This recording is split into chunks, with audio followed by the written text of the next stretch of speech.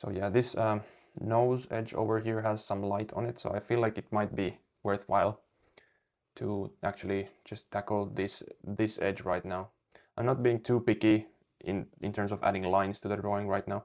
My main goal is to get something very clear and a good sort of impression of this skull. Right now I'm just mainly looking at this shape over here, like how is it shaped, how thick it is, stuff like this. Making this small line tells me that I think the shape is looking a little bit narrow on my drawing. But again, there's the factor that dark shapes might appear a little bit different than the light shapes. But yeah, it's definitely too narrow. So let's just move it slightly over, trying to match the width we're seeing. Since ours is just paper white with some lines, then it's going to be sometimes hard to gauge the actual thickness and, well, in general, the size and proportion of some shapes without adding any tone. And I'm sort of approaching this as if I was doing a transfer drawing right now, where I don't want to really put in any tone before I think it's actually ready for that. So I want to map in all the shadow shapes, all the edges in a sort of more rough constructive way first. This is already fairly like detailed. I'm using curved lines and all that stuff, but I'm not looking for every little, you know, dimple and undulation of the outline yet. I will do that in the articulation after we map in the shadows and give them some tone, because that will also give us a little bit of help with the drawing. I'm just estimating the relationship between the top of this nasal bone right here, or the tip of the nasal bone, let's say. Maybe for just a little bit of help, we can sort of put in something for this orbital cavity on the left. This whole area is in shadow, so we kind of wanna, yeah, we're gonna tone that in pretty much as is. Like this whole shape, we might lose a bit of the inside information, but I want to kind of stick to the process for you guys so you can use it how you want. And then maybe I would not work in this school way anymore if I were doing my own project, but I would rather just try to tackle the tones separately and you know, somewhat giving them an average tone, but not sort of massing them into generalized, let's say. So this shape is a little bit wider. Let's just, and yeah, maybe the reason is because charcoal is already messy. It's kind of messy to group things as well. So let's just see if that feels right. You can always take the measurement, which I recommend you do.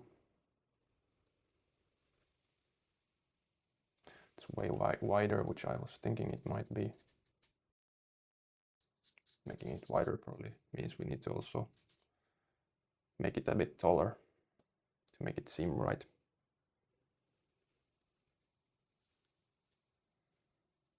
This is feeling a little bit weird because the nasal bone doesn't actually continue into the upper jaw, but we're lacking this sort of overlap over here, which was making it slightly weird looking.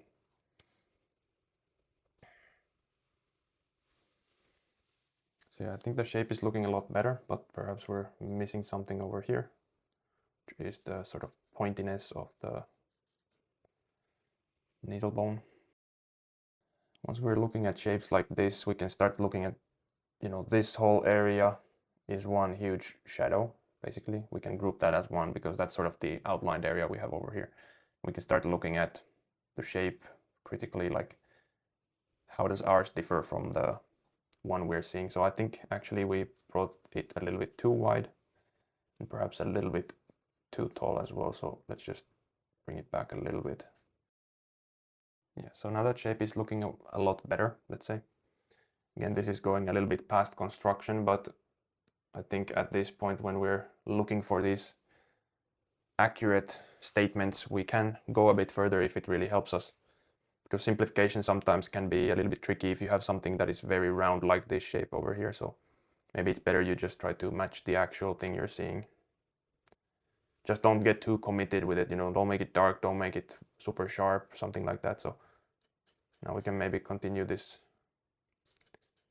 shadow shape over here. think it's feeling a little bit too tall, so let's maybe do that, yeah. And then perhaps we can already start looking for this shadow shape here.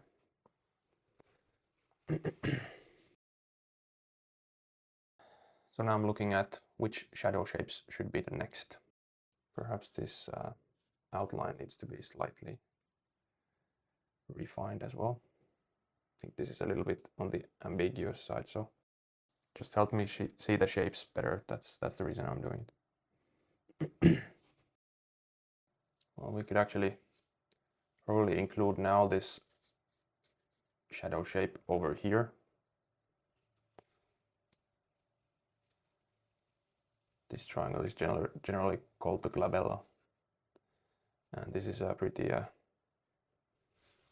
good landmark to know. It's kind of the plane change that happens, you know, from the nose between the forehead, and here we see it going into the shadow actually. So that will help us define where the nasal bone sort of ends. And speaking of the nasal bone, I think we gotta have it come slightly higher. And this glabella shadow actually also, we can sort of group it like this triangle over here, and it actually comes significantly higher than this. And we're taking out the bottom part because also I think the nasal bone itself needs to be a little bit longer in this way. Here I'm working kind of visually, as you know, not measuring, but you can measure this stuff as well. And probably if I run into some problems, I will start measuring again. I think basically the less information you can get away with at this stage before we tone things in, the better. And the reason for that is basically because you always lose information when you're toning things in a very direct manner, as we're doing in charcoal. If you plan to work in a way where you just kind of hatch in the tone little by little, you know, first starting with something very light, hatching more, kind of like with graphite in many cases people draw, then you can of course get away with maintaining your line work a lot better and stuff like this. But since this is also a sort of rehearsal for the painting sort of method, let's say, we want to kind of stick to the process. And also just in charcoal, it's very easy to directly go for dark values. But yeah, that's the reason is basically we want to keep things fairly average at the start, like, you know, matching the shadow values in general, you know, areas like this one, is because something like this, you know, if we start separating this dark, very dark crevice over there, at this point, it's going to be super hard to anyways like tone in very, very dark and accurate.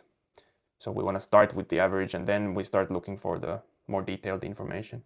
And effectively, if we start drawing directly on here, we can then just tone things in and then start looking for the drawing actually again at that point. So it doesn't really make a whole lot of sense to, you know, look for all these differences in tones.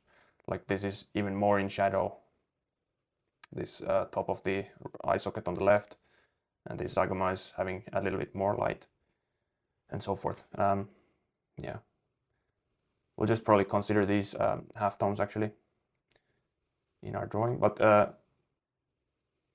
or yeah, we could actually just group it in shadow.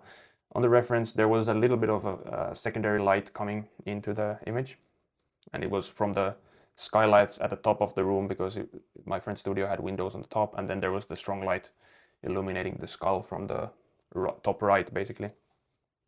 So depending on conditions, you know, this entire area might already have been in shadow, but we'll just draw it as it is. I think the lighting is quite beautiful, so. But yeah, maybe for simplicity's sake, I'll keep this as a shadow actually as well.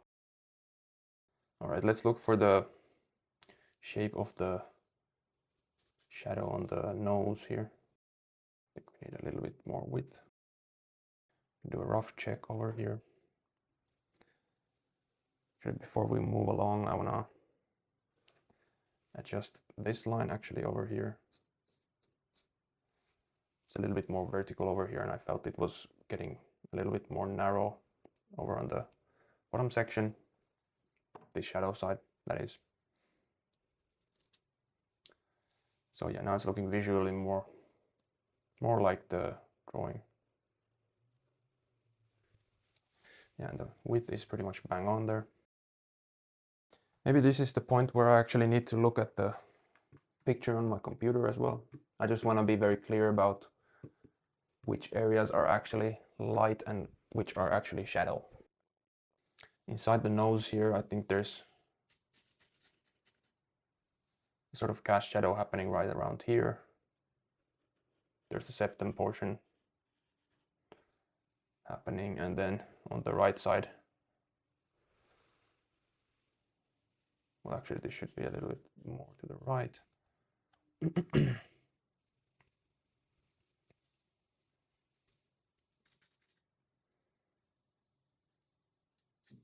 On the right side, there's also a cast shadow that comes all the way to the bottom here. So this portion is basically getting some light. And seeing as we picked up the skull as our project, there's going to be a lot of these smaller nuances we want to pay attention to. Also, there's a little bit of a cast shadow right around here as well, because this side of the nose is getting a bit of light. So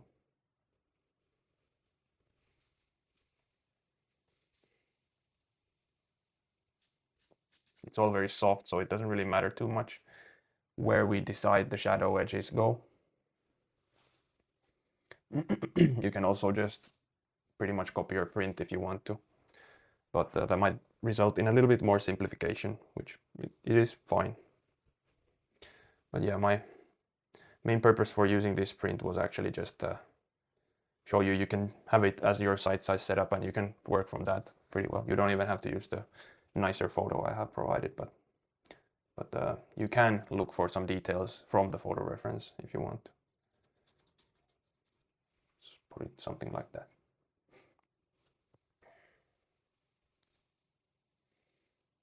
Yeah, maybe let's try to find this bottom of the nasal bone. There is a little bit of shadow happening there. So areas like this are pretty tricky because there's a lot of planar changes that give us very apparent lines and changes very quickly in small areas. We don't really want to put that in at this point. Otherwise, we're just going to get very lost in the detail. And if we get lost in the detail, we're just going to be spending a lot of time putting stuff in instead of going for the major stuff. And then we might anyways lose them when we tone things in the big 4 modeling stage, for example. So we don't really want to put any detail in the lights in at this point. The main separation we want to have is the lights from the shadows. And that, of course, in as accurate as a proportion as we can do. And you might be thinking this is taking a lot of time. It is.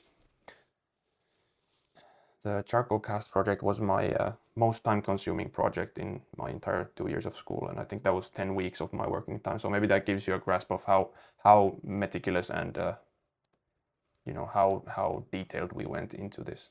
I don't plan to have you watch 10 weeks of footage. I plan to have this, maybe 20 hours or something if I could manage, which cut down and reduced would be less because I want to appreciate your time a little bit more than just taking like a month out of your life just to watch a demo. Perhaps not worth it. You might learn a lot though if you watch the full demos.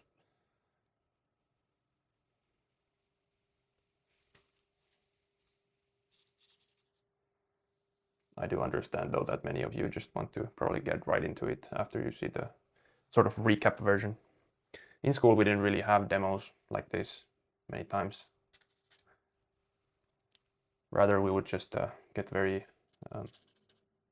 rarely when someone reached a point that was good for demoing, something like second painting, we received a demo from our teacher at that time. And something like color mixing usually. But that was on a student project when someone reached that point, and there were a lot of students who were sort of in a similar place. At that point there would happen, a demo would happen, but it was sort of happening organically with the student progression, let's say. So as you can see, I'm trying to sort of pick up the pace here a little bit. just starting to put in stuff. And I'm not extremely picky with the measurements at this point. I just want to put in some shapes I can actually look at. This is looking a little bit too narrow, so let's... This is a bit of an ambiguous area. There's this kind of plane change in the maxilla here, which creates this sort of triangle, but I'm not really convinced this is a shadow. It's probably like penumbra, where the light source is, you know, some of the light source is reaching that spot, and it's not fully in cast shadow from the maxilla area over here. So this is actually not fully in shadow, I think. Also, it's probably facing slightly downwards or to the right and downwards, so it might be like it's dark halftone, partly in cast shadow. We just have to sort of make the artistic decision over there, usually.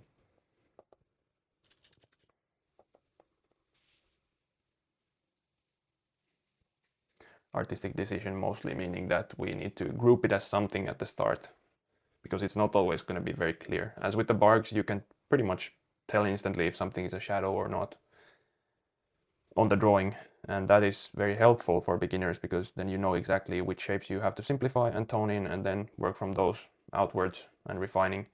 Here we have to actually decide on everything, and that's already a new step in our progress. You know, when you're painting your own subjects, you're of course going to have to do it as well. There's no bark simplifications happening in nature or portraits or whatever you want to paint, your imagination. Maybe for the sake of using this reference a little bit more, I'll just group it in the shadows, since we were talking about this area specifically.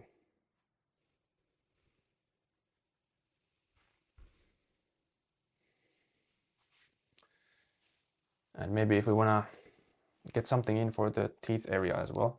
It's obviously a big detail area for this project, which probably is going to be quite fun to tackle those, but also a little bit time intensive, let's say.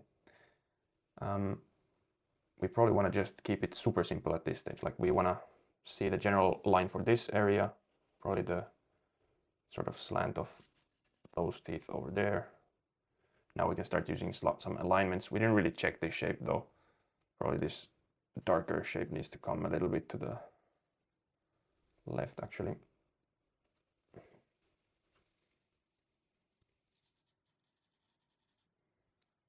If we want, we can use simplifications, like perhaps a triangle kind of thing happening over here for this area. And we could even just map this area in shadow. We do want to probably articulate a little bit tighter once we get to that stage, but yeah, for now probably we can just put in something like this. And that is sort of trying to represent the shadow cast by the teeth rather than the teeth themselves. If we want to also have a new reference point, we can also sort of get this line over here for the gum area of the teeth, basically the attachment of the teeth, which has a little bit of that shadow happening there. But those are way too small to be mapping out at this point, I think. Regardless, we're not going to be able to go into shapes this small with our tools for massing them in, so we're anyways going to have to use the actual point and eraser to match those tones.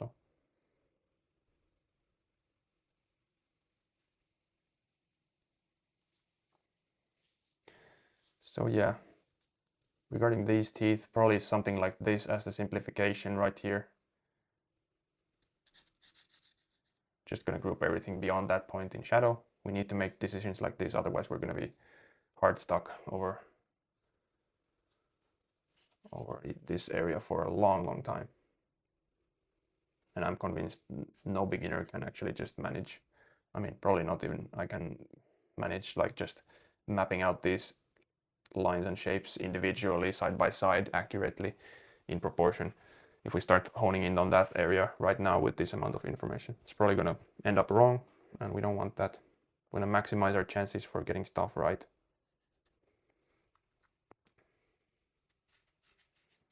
That said, I know I won't be getting everything, you know, bang on right in this project. It's already a given because I'm just trying to work somewhat speedily. Also regarding the general placement, as I was talking about that before we started, I ended up going fairly central with the skull, and yeah, you know, when I frame this piece, if I do, then I will probably, you know, use the passpart tool to cut out a little bit from this right side, give it a little bit of a tighter crop, and yeah, that should help us out a little bit as well. All right, perhaps at this point as well, we might start putting in the edge of the table in the back. Actually, we're not gonna have this skull floating in space. We want to have it, you know, in a space. Perhaps we could actually lift it a little bit higher, give the table a little bit more dimension, so it doesn't feel like the skull is gonna fall off the table. If we put it here, it's gonna feel like it's almost touching the edge of the table, but slightly higher, it's gonna feel like there's a little bit more space behind it, so it's not so claustrophobic. And yeah, that's definitely not a big thing, but something you might want to think about. And here we can use a longer straight object like the mouse stick, sort of check if we're, you know, in the ballpark of level here. So we can just move this slightly downwards. But yeah, we're not gonna commit to this line anyways yet. We just wanna sort of map it out. And this table edge we can actually just match right from the next line right over there. And then we could just match it visually on this side. If we want to be really precise, then we will use a ruler. Could even measure from the bottom of the paper, which is not very well visible and it's not square because it's cut up. But yeah, probably best to just match it visually and see if, you know, if you pull a ruler or straight edge of some kind across from here, does it align with this? I think this is a little bit on the low side still, so maybe that one will be better. And since we're freehanding this, we don't really need to be super picky with the right measurement over there. But it does align somewhat. Okay. Visually good looking is the most important thing, obviously, here. So if it feels wonky, then you might want to check it.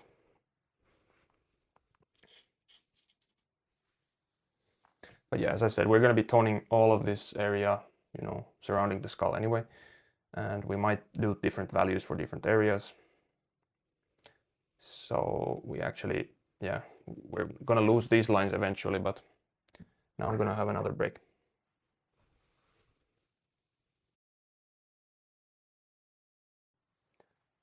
Okay, shorter break this time.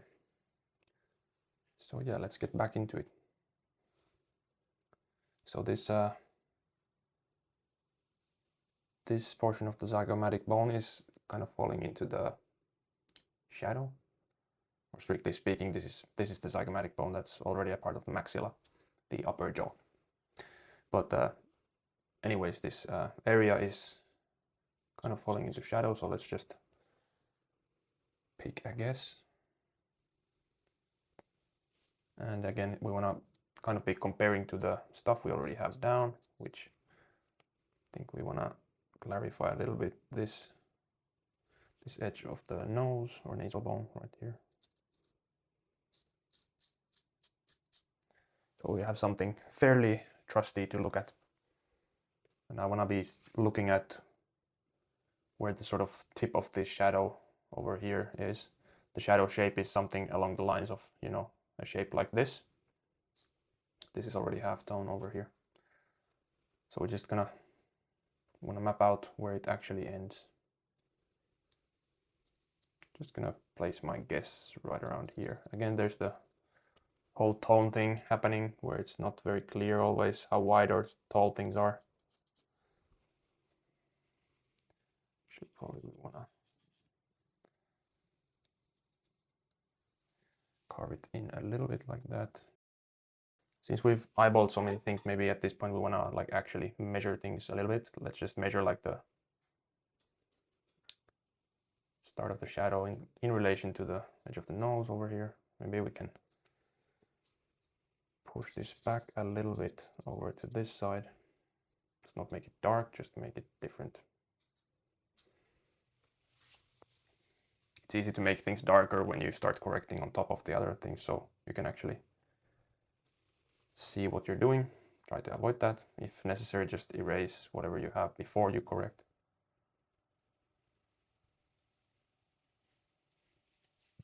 Even a little bit more. Perhaps here we can push this shape a little bit closer to what we're gonna see in the final image, actually. Just now to use that as a sort of rough alignment aid, we can see that the... Okay, so my camera died. There's some kind of malfunction in there. I mean, it's powered up via a cord, not the battery. So if it still turns off, then it's a bad thing, but we'll manage. As I was saying, there's an alignment between the zygoma.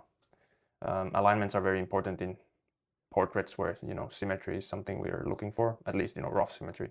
No portrait is actually symmetrical. But, you know, this isn't a portrait, but this is definitely, you know, the basis of a portrait. The bone structure is something that really doesn't change underneath that much. It is a big part of the likeness. So even though facial features aren't exactly symmetrical, they're usually aligned, you know, horizontally pretty well with each other. So we can use that as an aid. So we now know that this is, you know, more or less in the right relation with the other side.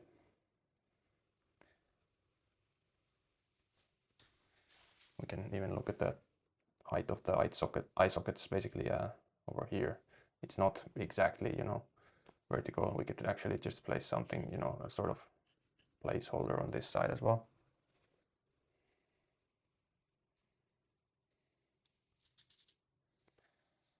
And maybe it's time we actually start taking this eye area a little bit more seriously at this point.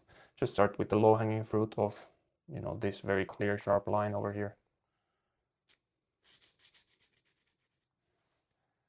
Just map it out more or less how you see it.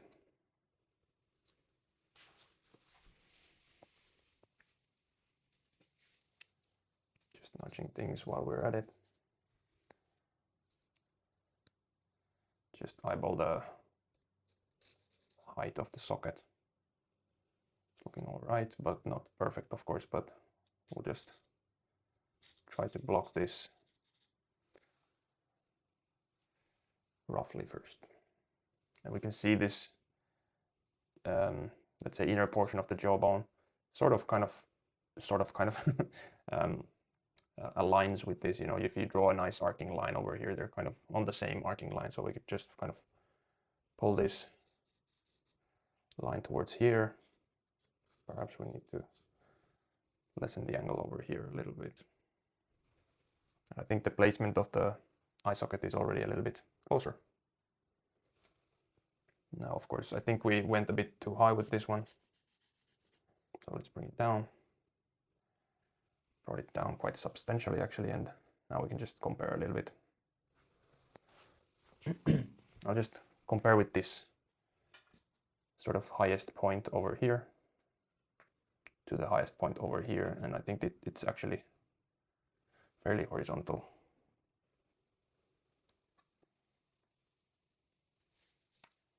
That said, this highest point over here is not a very reliable measurement for us right now, so I think that's in the ballpark, let's say. Comparing to this shape we made for the glabella, we not always compare to things, so the highest point is slightly lower than the sort of peak of that shadow. The end of the shadow is not really a very sharp point, I want to say, because there's texture that's sort of visually distracting, so it's not, let's say, it's not so important that we get it absolutely bang on. Now there's this little area that falls into shadow as well over here, so let's just map it in like that.